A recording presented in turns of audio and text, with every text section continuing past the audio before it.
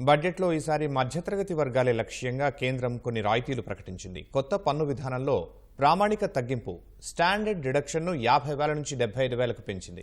5%, 10% పన్ను స్లాబ్ల పరిధి పెంచింది. 5% పన్ను పరిధిని 7 లక్షల వరకు, 10% పన్ను పరిధిని 10 లక్షల వరకు మార్చింది. పాత పన్ను విధానంలో మాత్రం ఎలాంటి మార్పులు లేవు. కేంద్ర బడ్జెట్లో వేతన జీవికి స్వల్ప ఊరటనిస్తూ కొత్త ఆదాయ పన్ను విధానంలో కొన్ని మార్పులు చేసినట్లు కేంద్ర ఆర్థిక మంత్రి నిర్మలా సీతారామన్ ప్రకటించారు. కొత్త పన్ను విధానంలోని కొత్త స్లాబ్లు ఈ ఏడాది ఏప్రిల్ 1వ తేదీ నుంచి అమల్లోకి వచ్చినట్లు తెలిపారు.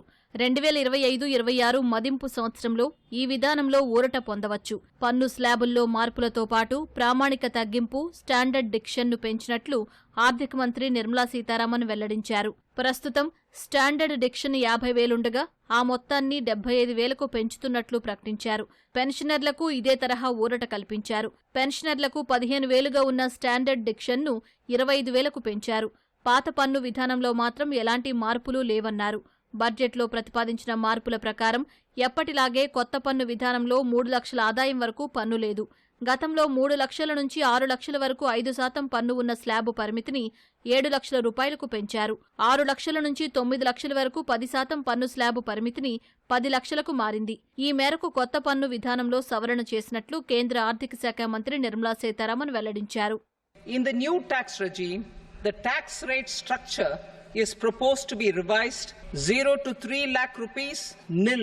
3 to 7 lakh rupees, 5%.